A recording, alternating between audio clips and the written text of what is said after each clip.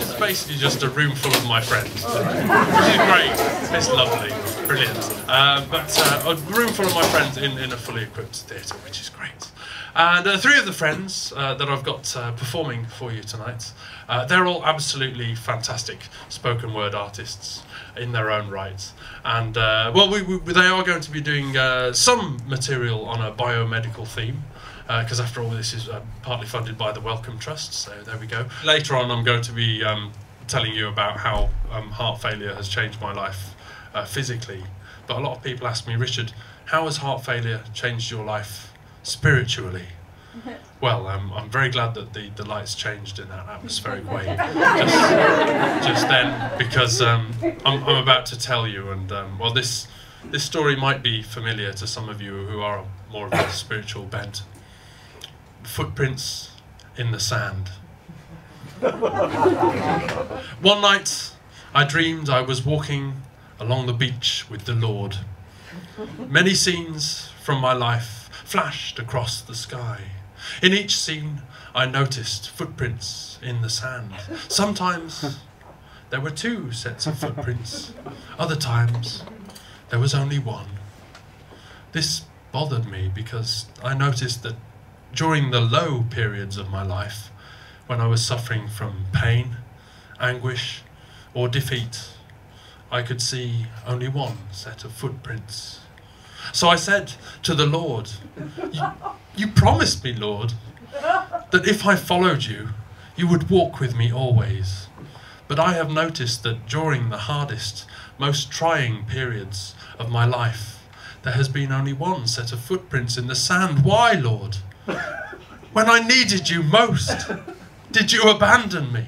The Lord replied, "Oh, my son, but at those hardest, most trying times of your life, you were being an annoying, self-pitying, snivelling little shit. Can you blame me for fucking off?" Yeah, fair enough, Lord. I agreed. I asked a bunch of my friends sitting around a table, should I do the really angry one I just wrote about workfare? And they all went, yeah! So here it is. It's called Maths Question. And yeah, it's goes like this. If Alan is less disabled than Bertha, but more disabled than Colin, and Derek's disabilities are the sum of Alan's disability and the square of Colin's, and Eric is more disabled than all of them, such that the sum of, that is sigma Alan, Bertha, Colin and Derek's disabilities is equal to the square root of d Eric's disabilities by dx, and Frank's disabilities are part of the set of complex numbers and therefore not strictly comparable to Alan's, Bertha's, Colin's, Derek's or Eric's, calculate. A. The chance of Alan, Bertha, Colin, Derek, Eric or Frank getting kicked off a bus because someone said they were taking the piss sitting down the front. B. The chance of Alan, Bertha, Colin, Derek, Eric or Frank getting declared fit for work because they admitted to the assessment man that they watched daytime TV yesterday. C. The chance of Alan, Bertha, Colin, Derek, Eric or Frank appearing as part of an inspirational disability sports montage and then appearing as part of a gutter 3 years later after being turned down for 639 jobs for that candidate who was the one who wasn't so well qualified as they were but didn't look weird. D. The chance of Alan, Bertha, Colin, Derek, Eric or Frank eventually having to wear a big square badge declaring their disability because they're not Tanny Gray-Thompson if female or Stephen Hawking if male.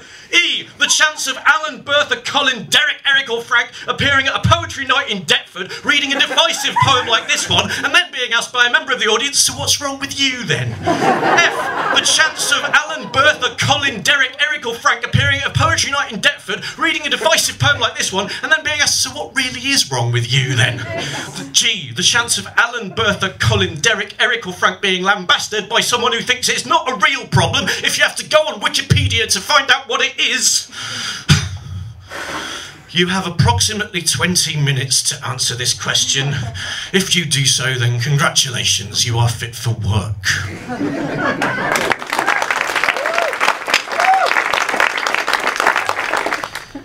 Right, I thought I'd just I'd go with the heart theme. So I was flicking through all my poetry, and like I realised that once upon a time I did write a song from the heart.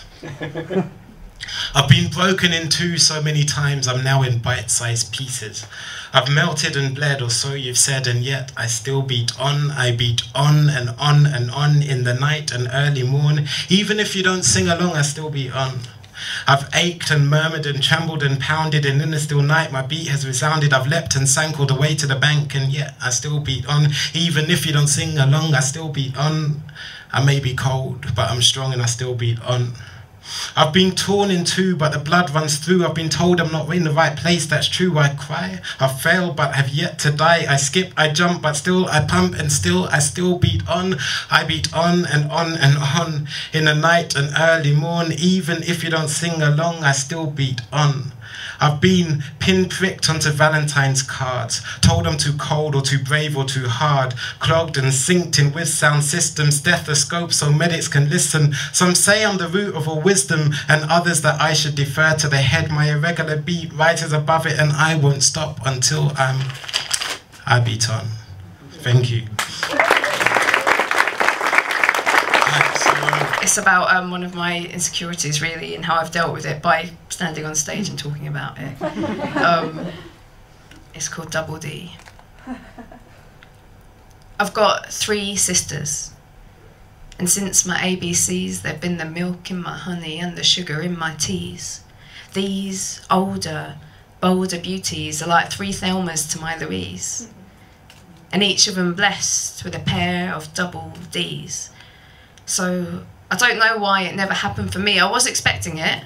I never signed up to be defective. My genetic imperative was the silhouette of a page 3 queen. By the time I hit 13, I was like, they might be small now, but wait till these babies kick in. Those girls in 7B won't look so smart when I've got 2 Himalayas rising up under my skin, and I will win every boy at school, even the sporty ones. With my watermelons aimed at their Adam's apple, it will be like a sexy fruit salad. My shape will be the epitome of femininity, and the proximity of breast to belly will make my waist look slimmer. And see, I know it might sound odd, but from those peaks on a sunny day, you might see God. Because I'm gonna be a double D. Just wait and see. But they didn't come. I was left wanting more. I need some help from Obi-Wan, because these aren't the boobs I was looking for. The birthright I was promised has turned up at the wrong door, and now some other fuckers dressed in the breast that should have been mine by law. And yes, I've thought about the nip-tuck, quick cut to mammary bliss, but the shit I got from mates, lovers, my mother's friends, like, small breasts are great, they're so trendy. Really, that actually happened. But in the end, I've accepted my flesh, and I know I've more to offer than what's under my dress. It's just a complex I felt I had to get off my chest. Just milk that I need to express before we go any further. And I hope that now I've explained this, you'll know why I said I love you when you said nice tits. Thank you.